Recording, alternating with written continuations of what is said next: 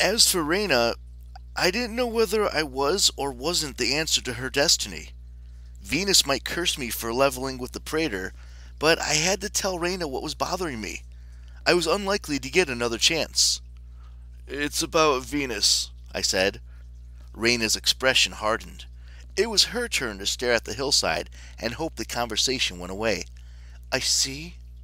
She told me. Her little prediction. Reyna spat out the words like inedible seeds. No mortal or demigod will ever heal my heart. I didn't mean to pry, I promised. It's just... Oh, I believe you. Venus loves her gossip.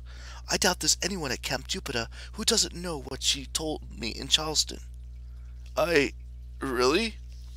Reyna broke a dry branch off a shrub and flicked it into the underbrush. I went on that quest with Jason, 2 years ago?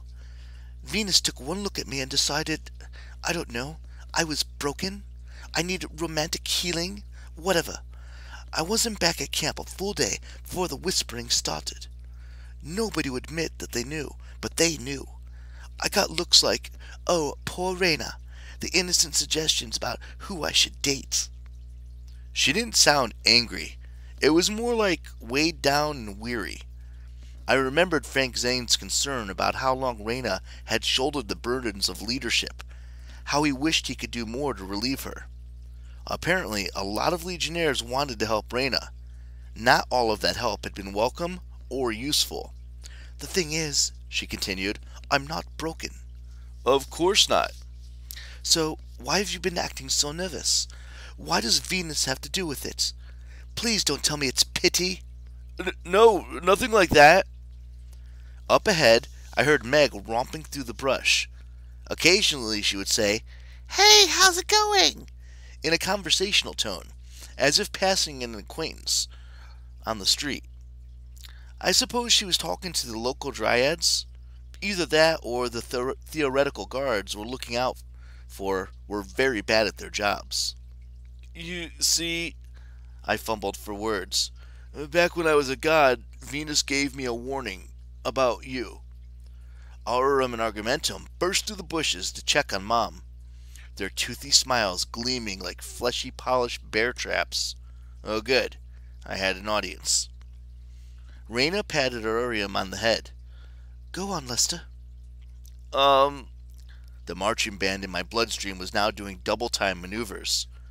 Well, I walked into the throne room one day and Venus was studying this hologram of you, and I asked, just completely casually, mind you, who's that?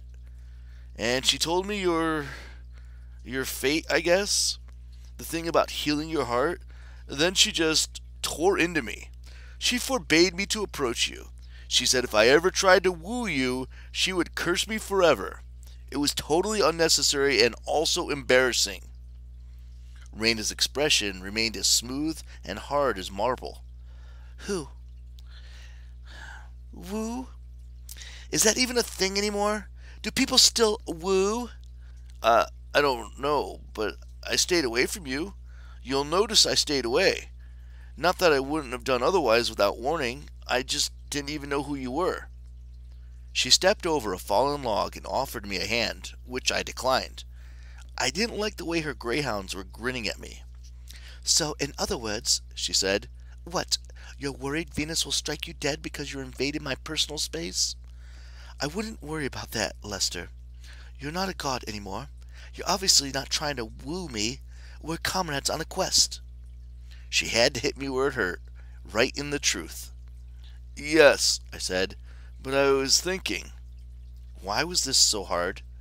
I had spoken of love to women before, and men, and gods, and nymphs, and the occasional attractive statue before I realized it was a statue. Why, then, were the veins in my neck threatening to explode? I thought if it would help, I continued. Perhaps it was destiny that, well, you see, I'm not a god anymore, as you said. And Venus was quite specific that I shouldn't stick my godly face anywhere near you. But Venus, her plans are always twisting and turning. She may have been practicing reverse psychology, so to speak. if we were meant to, I could help you.